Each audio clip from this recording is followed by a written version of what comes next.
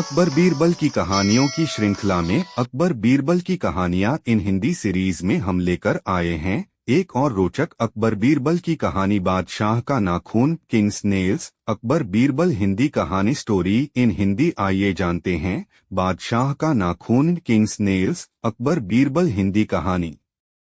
किसी देश के बादशाह का लड़ाई में पैर का अंगूठा कट गया था। उस बादशाह के पास बहुतेरे हकीम इसी काम के लिए नियुक्त किए गए थे कि जब कोई लड़ाई में आहत होता तो हकीम लोग उसका इलाज किया करते थे।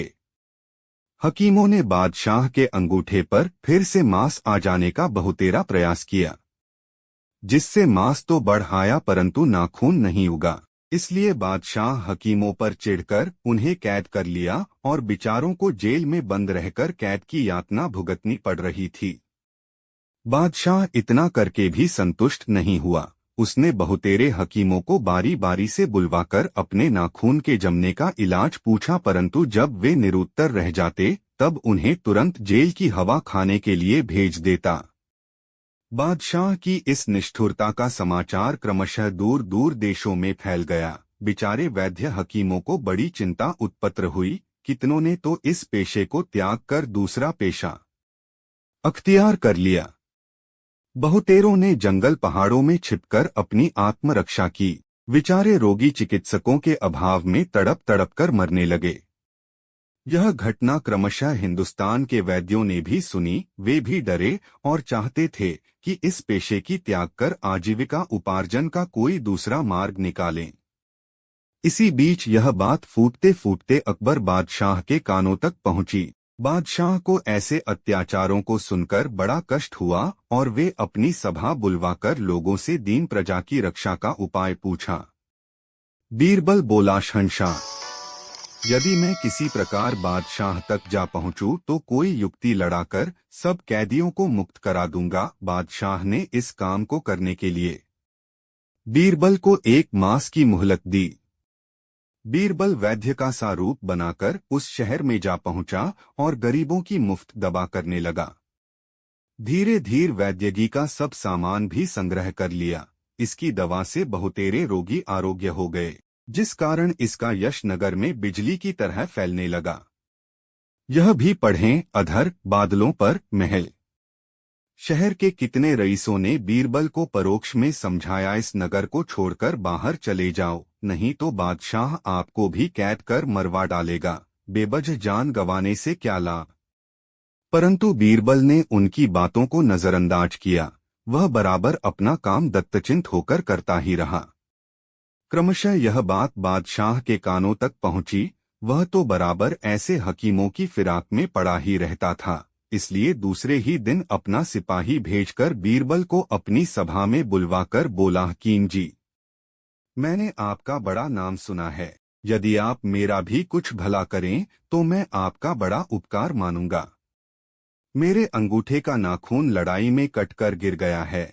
मैंने उसको फिर से उगाने के लिए बहुतेरे हकीम और वैद्यों की दवाएं की, पर कोई वैद्य यह नहीं कर पाया। यदि आपकी औषधि से लाभ होगा तो मैं सदैव आपका गुणगान करूंगा।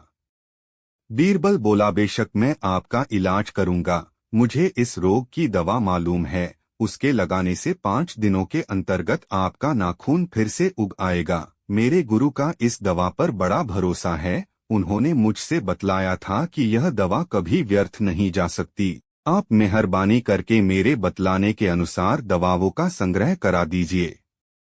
बादशाह प्रसन्न होकर बोला, हकीम जी, मुझे अब तक बहुतेरे हकीमों से पाला पड़ चुका है, परंतु आपसा अपनी दवा में दृढ़ता रखने वाला एक भी न मिला। बीरबल बोला, यदि परमात्मा सहायक रहा तो मैं आपसे निश्चय पूर्वक कहता हूं कि 3 दिन में फिर आपके नख पहले के समान उग आवेंगे।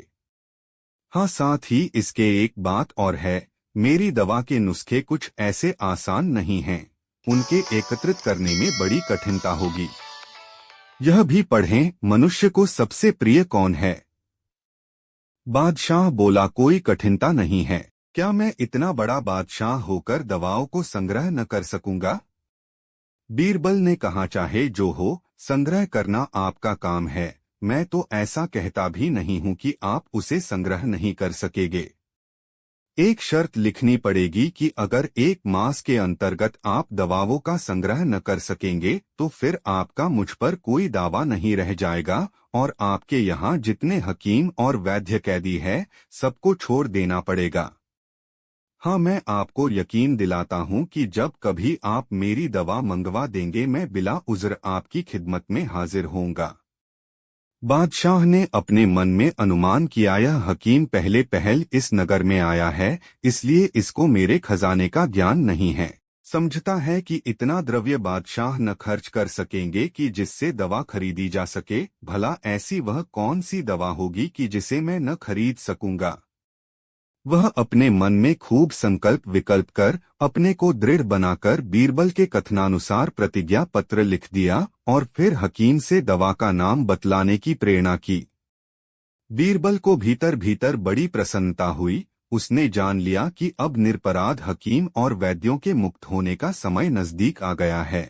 हरी इच्छा प्रगट में बादशाह का यह शेर पढ़कर सुनाया।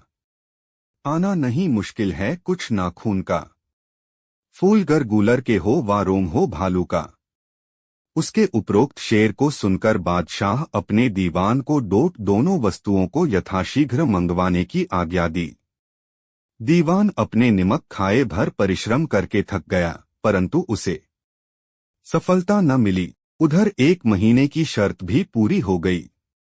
बादशाह को लाचार होकर सब कैदी वैद्य और हकीमों को जेल से मुक्त कर देना पड़ा।